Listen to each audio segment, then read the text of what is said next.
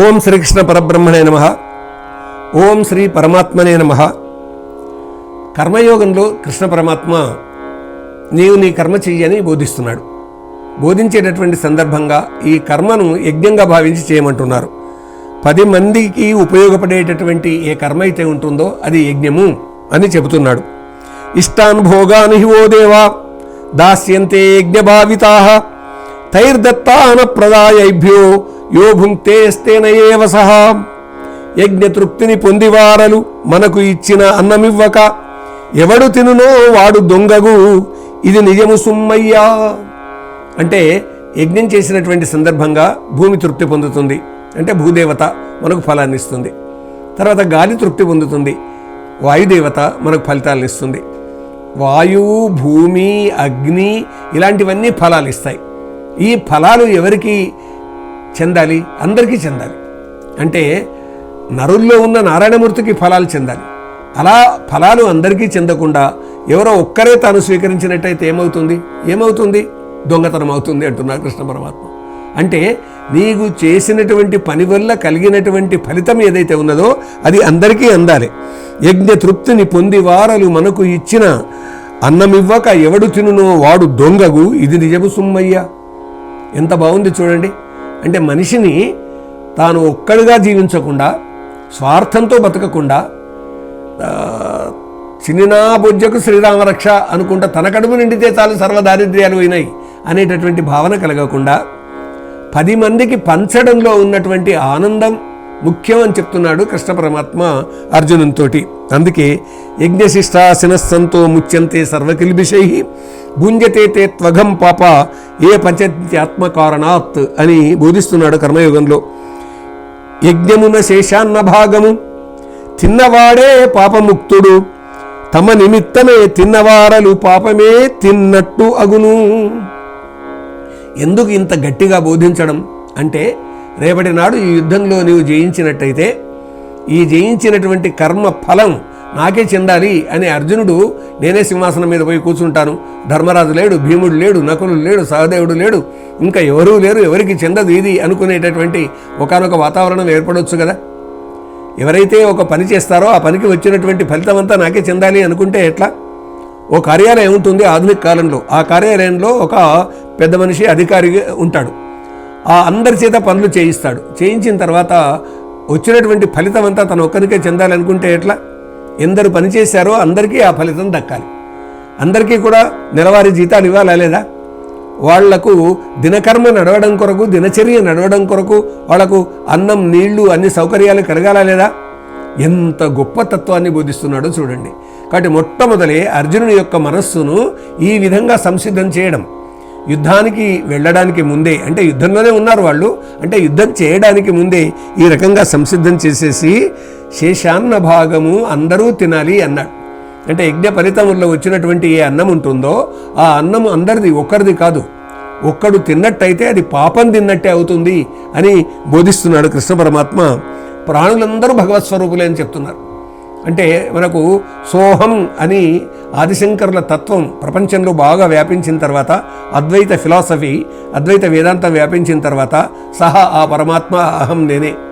జీవుడు ఎక్కడో లేడు, జీవునిలో ఉన్నటువంటి ఆత్మలో ఆ జీవుడు అనబడే ఆ పరమాత్మ ఉన్నాడు. అంటే జీవునిలోనే దేవుడు ఉన్నాడు అనేటటువంటిది, సోహం అనేటటువంటిది అదేనండి. కాబట్టి ప్రాణులందరూ పరమాత్మ స్వరూపులే అని భావించాలి. నరునిలోనే నారాయణమూర్తి ఉన్నాడు.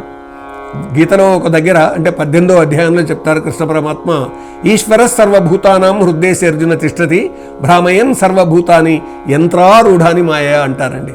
అంటే ఈ శరీరంలోతో ఉన్నటువంటి ఏ సర్వజీవులు ఉన్నాయో ఆ సర్వజీవుల హృదయంలో నేను ఉన్నాను అంటాడు కృష్ణ పరమాత్మ. నేను అంటే ఆ పరబ్రహ్మము, ఆ ఆల్మైటీ, ఆ దివ్యశక్తి, ఆ పరమాత్మ సర్వజీవుల హృదయాల్లో ఉన్నాడు.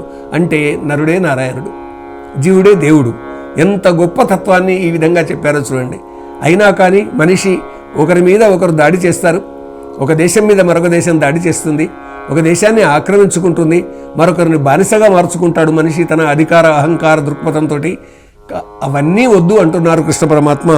అంతా భగవంతునిదే అనే భావనతోటి ముందుకు వెళ్ళాలి అని చెప్తున్నాడు.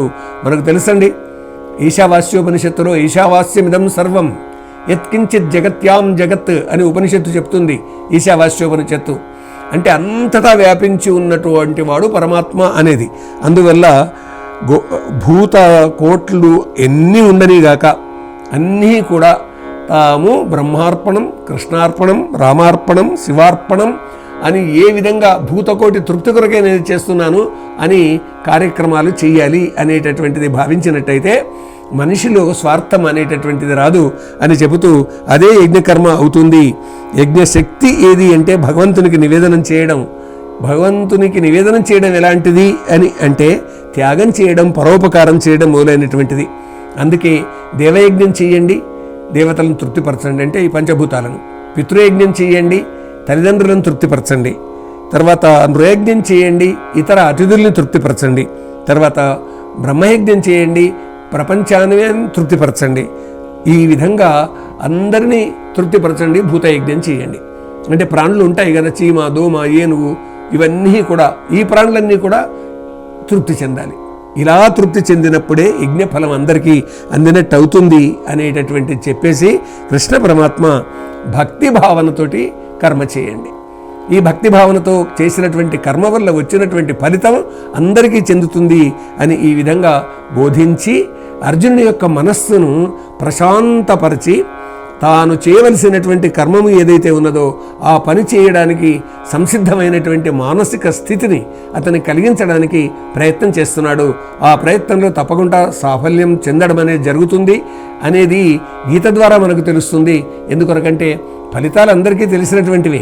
కానీ భగవద్గీతలో కృష్ణ పరమాత్మ వరుసగా విషాదం నుంచి అర్జునుల్లో మార్పు తీసుకురావడానికి సాంఖ్యం చెప్పి ఆత్మజ్ఞానాన్ని బోధించి తర్వాత ధర్మకర్మ తప్పకుండా చేయమని చెప్పేసి ఆ కర్మ నిష్కామ కర్మ చేయమని చెప్పి ఆ నిష్కామ కర్మం చేసేటటువంటి సందర్భంగా ఫలితాన్ని ఆశించకుండా చేయమని చెప్పేసి మనస్సు నిస్సంగంగా ఉండి చేయాలని చెప్పి ఇన్ని విషయాలు చెప్తూ వస్తున్నాడు. కాబట్టి అందువల్ల అర్జునుడిలో తప్పనిసరిగా పరిణామం వస్తుంది, మంచి ఫలితం దక్కుతుంది.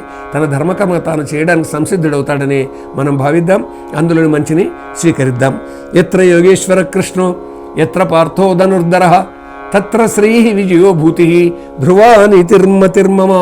స్వతంత్ర భక్తి యూట్యూబ్ ఛానల్ ని సపోర్ట్ చేయండి.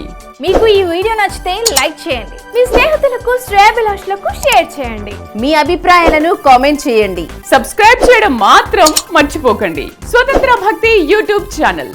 Please like, share and subscribe.